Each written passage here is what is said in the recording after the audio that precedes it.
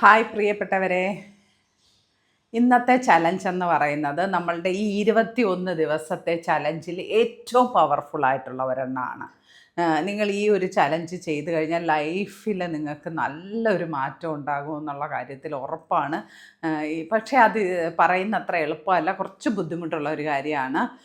നമ്മളിന്ന് ഫൊർഗീവ്നെസ്സിനെ കുറിച്ചാണ് പ്രാക്ടീസ് ചെയ്യുന്നത്. അപ്പോൾ അത് നമുക്ക് ഇച്ചിരി ബുദ്ധിമുട്ടുള്ള ഒരു കാര്യമാണ് മറ്റുള്ളവർക്ക് വേണ്ടി ക്ഷമിച്ചു കൊടുക്കുക. പ്രത്യേകിച്ച് എൻ്റെ പണ്ട് കാലഘട്ടത്തിൽ എനിക്ക് തോന്നുന്നു എൻ്റെ ലൈഫിൽ ഏറ്റവും കൂടുതൽ ബ്ലോക്കായിട്ട് നിന്നത് ഞാൻ ആർക്കും ക്ഷമിച്ചു കൊടുക്കൂലായിരുന്നു. എന്നോടൊരു തെറ്റ് ചെയ്ത ഒരാളോട് ക്ഷമിക്കുക എന്ന് പറയുന്നത് എനിക്ക് വലിയ ബുദ്ധിമുട്ടുള്ള ഒരു കാര്യമാണ്. ഞാൻ അങ്ങനെ ക്ഷമിച്ചു കൊടുക്കത്തില്ല എന്നുള്ള ഒരു കടും വ്രതത്തിലുള്ള ഒരാളായിരുന്നു. പക്ഷേ ഞാൻ മൈൻഡ് പവർ ക്ലാസ്സുകൾ ധാരാളമായി അറ്റൻഡ് ചെയ്യാൻ തുടങ്ങിയതിന് ശേഷമാണ് എൻ്റെ ലൈഫിൽ ഞാൻ ഈ ഒരു ഫൊർഗീവ്നെസ്സിന് ഇത്രയും ഇമ്പോർട്ടൻസ് ഉണ്ട് എന്നുള്ള യാഥാർത്ഥ്യം തിരിച്ചറിയുന്നത്. അത് എൻ്റെ എക്സ്പീരിയൻസിലൂടെയാണ് ഞാൻ തിരിച്ചറിയുന്നത്. ക്ലാസ്സസ് എല്ലാം ഏത് ക്ലാസ്സിൽ കയറിയാലും ഫൊർഗീവ്നെസ്സിനെ കുറിച്ച് ധാരാളമായിട്ട് നമുക്ക് ക്ലാസ്സസ് കിട്ടും. പക്ഷേ അപ്പോഴൊക്കെ നമുക്ക് തോന്നും, നമ്മൾ ക്ഷമിച്ചു കൊടുത്തു കഴിഞ്ഞാൽ അവരിനി രക്ഷപ്പെടുകയാണെങ്കിലോ, അങ്ങനെയൊക്കെ നമുക്ക് തോന്നും. അതുമാത്രമല്ല, ക്ഷമിക്കാനുള്ള ഒരു മനസ്സ് എനിക്ക് തീരെ ഉണ്ടായിരുന്നില്ല. അപ്പം ഞാനിങ്ങനെ പിടിച്ചുകൊണ്ടിരിക്കുന്ന സ്റ്റേജിലാണ് നമുക്ക് ലൈഫിൽ ഒരു ബാക്കി ബുദ്ധിമുട്ടുകളൊക്കെ വരുന്ന സമയത്ത് നമ്മൾ ഒരു വശം ഒന്ന് താഴ്ന്നു കൊടുക്കാമെന്ന് ശ്രമിക്കുമല്ലോ. അങ്ങനെയാണ് ഞാൻ ഈ ഫൊർഗീവ്നെസ് പ്രാക്ടീസ് ട്രൈ ചെയ്തത്. പക്ഷേ സത്യത്തിൽ ആ ഒരു ഇതെനിക്ക് ലൈഫ് ചേഞ്ചിങ് മൊമെൻ്റ് ആയിരുന്നു. ഞാൻ എന്ന് ഫൊർഗീവ്നെസ്സിന് വേണ്ടിയിട്ട് മറ്റുള്ളവർക്ക് ക്ഷമിച്ചു കൊടുക്കാൻ ഞാൻ തയ്യാറായോ അന്ന് മുതൽ എൻ്റെ ലൈഫിൽ വളരെയധികം മാറ്റങ്ങളുണ്ടായി. അതിന് വലിയ കാലഘട്ടം മുന്നേ ഒന്നും അല്ല, ഒരു 3-4 വർഷം ഒക്കെ ആയിട്ടുള്ളൂ ഞാൻ അങ്ങനെ ശ്രമിച്ചിട്ട്.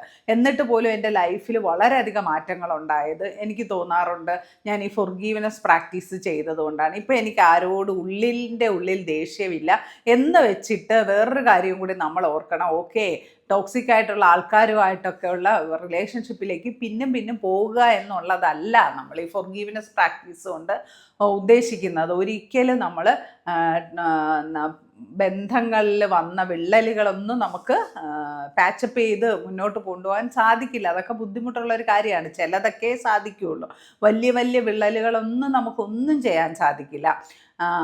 അത് മാത്രമല്ല, നാർസിസിസ്റ്റ് ആയിട്ടുള്ള ടോക്സിക് ആയിട്ടുള്ള ആൾക്കാരുമായിട്ടുള്ള ഒരു റീയൂണിയന് നമ്മൾ ഒരിക്കലും ഈ ഒരു ഫൊർഗീവ്നെസ് പ്രാക്ടീസിലൂടെ ചിന്തിക്കുന്നതേയില്ല. നമ്മൾ വെറുതെ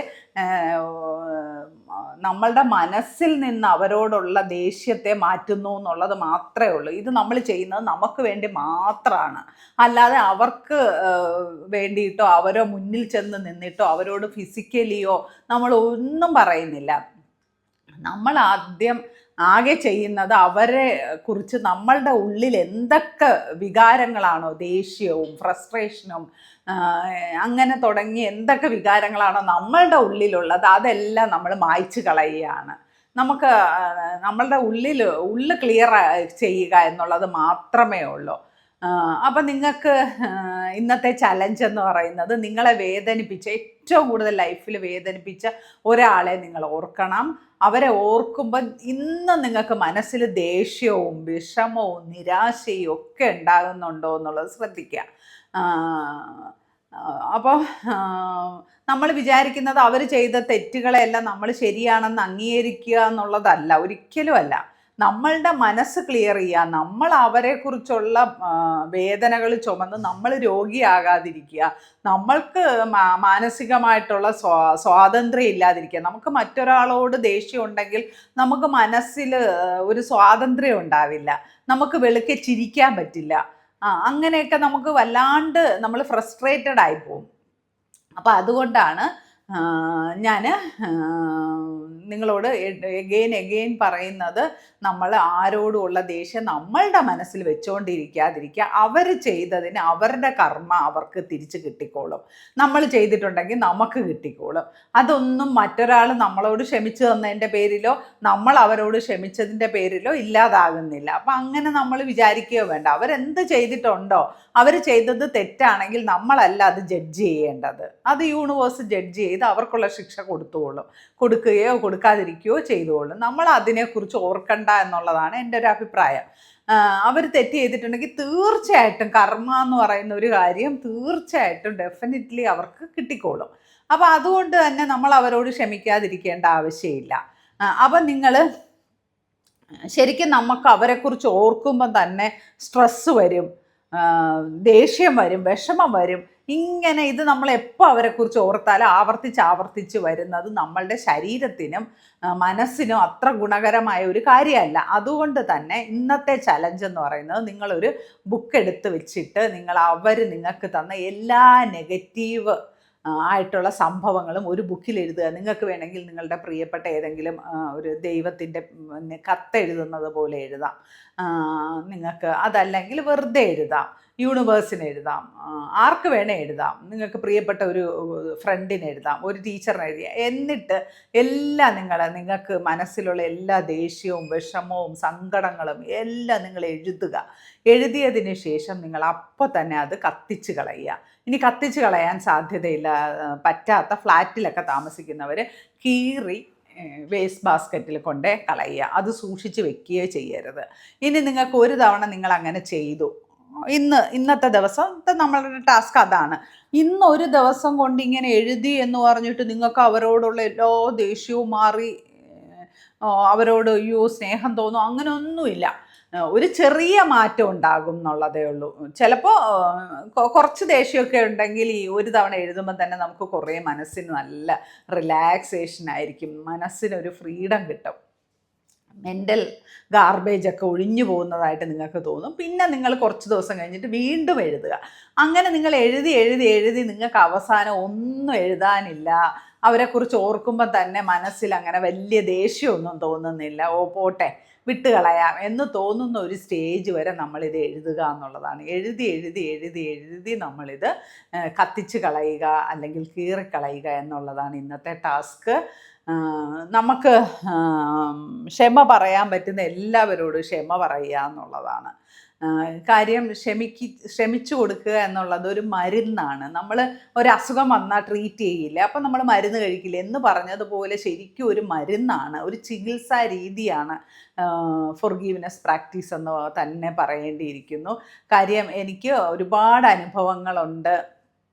ഞാൻ ഫോർഗീവ്നെസ് പ്രാക്ടീസ് എടുത്തതിന് ശേഷം ലൈഫിൽ എനിക്ക് വന്ന മാറ്റങ്ങൾ, ഇത് ചെയ്യുന്ന സമയത്ത് നമുക്ക് വരുന്ന ഒരു റിലാക്സേഷനൊക്കെ നമ്മൾ ഫീൽ ചെയ്ത് തന്നെ അറിയണം.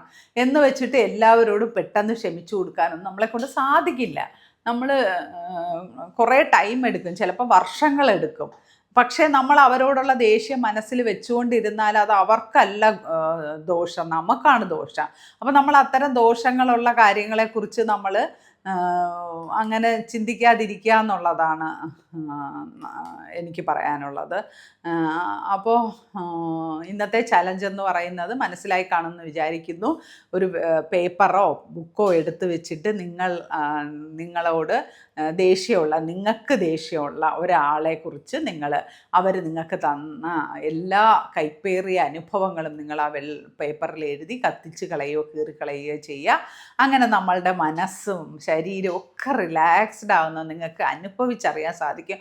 വളരെ പവർഫുൾ ആയിട്ടുള്ള ഒരു ടെക്നിക്കാണ്. ഞാൻ സത്യത്തിൽ മൈൻഡ് പവർ കോഴ്സിനൊക്കെ ഒരുപാട് പൈസ കൊടുത്ത് ജോയിൻ ചെയ്തിട്ടുള്ള ഒരാളാണ്. ഞാൻ പലതവണ പറഞ്ഞിട്ടുണ്ട്. പക്ഷേ ഞാൻ എത്ര രൂപ കൊടുത്ത് ജോയിൻ ചെയ്തിട്ടുണ്ടെങ്കിലും എനിക്ക് അതിലൊന്നും ഒരു നഷ്ടവും തോന്നിയിട്ടില്ലാത്തത് എന്തുകൊണ്ടെന്ന് വെച്ചാൽ, ഞാൻ പഠിച്ച ഏറ്റവും വലിയ പാഠമാണ് എനിക്ക് ഈ ഫോർഗീവ്നെസ് പ്രാക്ടീസ്. മാപ്പ് പറയുക, മാപ്പ് കൊടുക്കുക, ഇങ്ങനത്തെ പ്രാക്ടീസുകളൊക്കെ നമ്മളുടെ ലൈഫ് തന്നെ മാറ്റിമറിക്കുന്ന പ്രാക്ടീസാണ്. അപ്പോൾ അതിന് എത്ര രൂപ കൊടുത്താലും നമുക്കത് നഷ്ടമില്ല എന്നുള്ള ഒരു മനസ്സാണ് എനിക്ക് പലപ്പോഴും തോന്നിയിട്ടുള്ളത്. കാര്യം ഞാൻ അത്രമേൽ പൈസ ചിലവാക്കിയിട്ടുണ്ട്. നിങ്ങൾക്കൊക്കെ അറിയാമല്ലോ, മൈൻഡ് പവർ കോഴ്സിനൊക്കെ വളരെയധികം ഫീസാണ്, നല്ല ഫീസാണ്. പതിനായിരങ്ങളൊക്കെയാണ് നല്ല കോച്ചിൻ്റെയൊക്കെ അടുത്ത് പോയി നമ്മൾ പഠിക്കുന്നതിന് നമ്മൾ സ്പെൻഡ് ചെയ്യുന്നത്. പക്ഷെ അപ്പോൾ പോലും എനിക്ക് തോന്നിയിട്ടുള്ളത്, ഓക്കെ നമ്മൾ അത്രയും രൂപ കൊടുത്തു എങ്കിൽ പോലും നമുക്ക് ഒരുപാട് മാറ്റങ്ങൾ ലൈഫിൽ ഉണ്ടാവുകയാണെങ്കിൽ അത് നല്ലതല്ലേ എന്ന് വിചാരിച്ചാണ് നമ്മൾ ഓരോരോ കോഴ്സുകൾക്ക് ചേരുന്നത്. എല്ലാ കോഴ്സുകളൊന്നും അങ്ങനെ ബെറ്റർ അല്ല. പക്ഷെ എന്നിരുന്നാൽ പോലും ഞാൻ എല്ലാ കോഴ്സുകൾക്കും ചേരുന്ന ഒരാളാണ്. ഇപ്പോഴും നിലവിലും ഞാൻ ഏത് കോഴ്സിൻ്റെ ആഡ് കണ്ടാലും എനിക്കിഷ്ടമാണ് പഠിക്കാൻ. അങ്ങനെ ഞാൻ പ്രാക്ടീസ് ചെയ്യുന്ന ഒരാളാണ്. ഞാൻ ആദ്യമേ നിങ്ങളോട് പറഞ്ഞിട്ടുണ്ടല്ലോ, ഞാനൊരു ലൈഫ് കോച്ചോ ഒരു ട്രെയിനറോ ഒന്നും അല്ല. ഞാൻ ഇത് പഠിച്ചുകൊണ്ടിരിക്കുന്ന ഒരാളാണ്. എനിക്കറിയുന്ന കാര്യങ്ങൾ നിങ്ങളോട് പറഞ്ഞു തരുന്നു എന്നുള്ളതിനപ്പുറത്തേക്ക് ഞാനൊരു കോച്ചൊന്നും അല്ല. നിങ്ങൾ പുതുതായിട്ടൊക്കെ ആരെങ്കിലും എൻ്റെ ചാനൽ കാണുന്നവരുണ്ടെങ്കിൽ, ഞാനൊരു ടൈലറിങ് ടീച്ചറാണ്. ടൈലറിങ് ആണ് എൻ്റെ പ്രൊഫഷൻ. ഞാനത് ഓൺലൈനായിട്ട് പഠിപ്പിക്കുന്ന ഒരാളാണ്.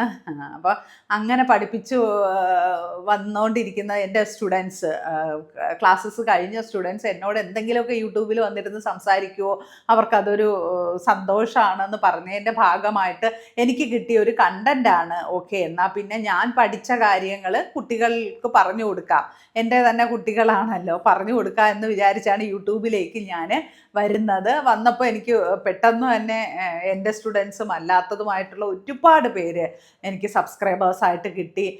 അപ്പോൾ അതിൽ തന്നെ എനിക്ക് വളരെയധികം സന്തോഷമുണ്ട്. അതുകൊണ്ടാണ് ഞാൻ ഓർത്തത്, ഓക്കെ, ഞാൻ ഇത്രയും രൂപ ചിലവാക്കി പഠിച്ചു, എല്ലാവർക്കും ഇത്രയും രൂപയൊന്നും ചിലവാക്കി പഠിക്കാനുള്ള ഒരു സാഹചര്യം അല്ലല്ലോ ഉള്ളത്. അതുകൊണ്ടാണ് എനിക്കറിയുന്ന സകല കാര്യങ്ങൾ ഞാൻ യൂട്യൂബിലൂടെ നിങ്ങൾക്ക് പറഞ്ഞു തരുന്നത്. അപ്പോൾ ഇനിയും അങ്ങനത്തെ കാര്യങ്ങൾ ഞാൻ പറഞ്ഞുകൊണ്ടേയിരിക്കും.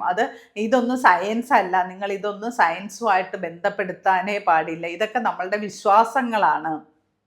ഇതൊന്നും സയൻറ്റിഫിക്കലി പ്രൂവൺ ആണോ എന്നൊന്നും എനിക്കറിയില്ല കേട്ടോ. ഞാൻ എൻ്റെ ജീവിതം ഇങ്ങനെയൊക്കെയാണ് രക്ഷപ്പെടുത്തിയെടുത്തത്. അപ്പോൾ അങ്ങനെ രക്ഷപ്പെടുന്ന ഒരാളെങ്കിലും ഉണ്ടെങ്കിൽ അയാൾക്കൊരു ഉപകാരം ആയിക്കോട്ടെ എന്ന് വിചാരിച്ച് ചെയ്യുന്നതാണ്. അല്ലാതെ ഇതിൽ സയൻസ് ഉണ്ടോ എന്നൊന്നും എനിക്കറിയില്ല കേട്ടോ. ഞാൻ അത്രയും വിദഗ്ധമായിട്ട് ഇത് പഠിച്ച ഒരാളൊന്നും അല്ല. ഞാൻ പഠിച്ചുകൊണ്ടേയിരിക്കുന്ന ഒരു സ്റ്റുഡൻ്റാണ്. അപ്പം എനിക്കൊപ്പം നിങ്ങളും എൻ്റെ കൂടെ ചേർന്ന് നമുക്ക് ഒന്നിച്ച്, എനിക്ക് അറിഞ്ഞുകൂടാത്ത പല കാര്യങ്ങളും നിങ്ങൾ എനിക്ക് പറഞ്ഞു തരാറുണ്ട്. എൻ്റെ വാട്സപ്പ് ഗ്രൂപ്പിലൊക്കെ ജോയിൻ ചെയ്യുന്ന ഒത്തിരി പേർക്ക് എനിക്ക് അറിഞ്ഞുകൂടാത്ത പല കാര്യങ്ങളും അവരെനിക്ക് പറഞ്ഞു തരാറുണ്ട്. ഞാനത് പ്രാക്ടീസ് ചെയ്യാറുണ്ട്, ഞാനത് ട്രൈ ചെയ്യാറുണ്ട്. അപ്പോൾ അങ്ങോട്ടും ഇങ്ങോട്ടും നമുക്കറിയുന്ന കാര്യങ്ങൾ പരസ്പരം അങ്ങോട്ടും ഇങ്ങോട്ടും ഷെയർ ചെയ്യുക എന്നുള്ളതാണ് എൻ്റെ യൂട്യൂബ് ചാനൽ കൊണ്ട് ഞാൻ ഉദ്ദേശിക്കുന്നത്. അപ്പോൾ ഇന്നത്തെ ചലഞ്ച് ഏറ്റവും പവർഫുൾ ആയിട്ടുള്ള ഒരു ചലഞ്ചാണ്. അത് നിങ്ങളെല്ലാവരും ചെയ്ത് നോക്കണം എന്നുള്ളതാണ് എൻ്റെ ഒരു ആഗ്രഹം. കാര്യം അത് അത്രയും നല്ല എഫക്റ്റീവാണ്. അത് കഴിഞ്ഞിട്ട് അത് കത്തിച്ച് കളയോ കീറിക്കളയോ ചെയ്യുക. അങ്ങനെ ചിലപ്പോൾ നിങ്ങൾ കുറച്ച് തവണ ചെയ്താൽ മാത്രമാണ് നമുക്ക് കുറച്ചൊരു ഇതുണ്ടാവുക. നമ്മുടെ പകുതി രോഗങ്ങൾക്കും കാരണമാകുന്നത് മറ്റുള്ളവരോടുള്ള ദേഷ്യവും വിദ്വേഷവുമാണെന്നാണ് പറയപ്പെടുന്നത്. നമുക്ക് മറ്റുള്ളവരോട് ദേഷ്യവും വിരോധവും ഒന്നും ഇല്ലെങ്കിൽ തന്നെ നമ്മൾ വളരെയധികം മനസ്സ് റിലാക്സ്ഡ് ആണ്. അപ്പോൾ നമുക്കുള്ള ബ്ലോക്കുകളും മണി ബ്ലോക്ക് ആയാലും കരിയർ ബ്ലോക്ക് ആയാലും എല്ലാം നമ്മൾ ഫ്രീ ആയി കഴിഞ്ഞാൽ, നമ്മൾ മാനസികമായിട്ട് ഫ്രീ ആയി കഴിഞ്ഞാൽ നമുക്കുള്ള അവസരങ്ങളെല്ലാം നമ്മളെ തേടി വരികയും നമ്മൾ ജീവിതം അതുവഴി മെച്ചപ്പെടുകയും ജീവിതത്തിൽ അതുവഴി വിജയം കിട്ടുകയും ചെയ്യും. അപ്പം നമ്മളുടെ ബ്ലോക്ക് എന്ന് പറയുന്നത് മനസ്സിലുള്ള നമ്മളുടെ ഇത്തരം ദേഷ്യവും വൈരാഗ്യവും അസൂയയും തുടങ്ങിയ നെഗറ്റീവ് വികാരങ്ങളാണ്. ഇതൊന്നും ഇല്ലാതെ നമ്മളില്ല എന്നുള്ളതാണ് സത്യം. കാര്യം നമ്മളെന്ന് പറയുന്നത് ഇതെല്ലാം കൂടെ ചേർന്ന ഒരു ഫോമാണ്. പക്ഷേ ഇതിൽ നിന്ന് കുറച്ചൊക്കെ ഒന്ന് വിട്ടു നിന്നാൽ മാത്രമാണ് നമുക്ക് ലൈഫ് ഒന്ന് മൂവ് ചെയ്ത് മുന്നോട്ട് പോകാൻ പറ്റുള്ളൂ. അപ്പോൾ നമ്മൾ പൂർണ്ണമായിട്ടും ഇതിൽ നിന്നൊക്കെ മുക്തമായിട്ട് വലിയ യോഗികളെ പോലെ ഒന്നും ആകാണമെന്നല്ല. ഇതെല്ലാം ചേരുന്നത് തന്നെയാണ് നമ്മൾ.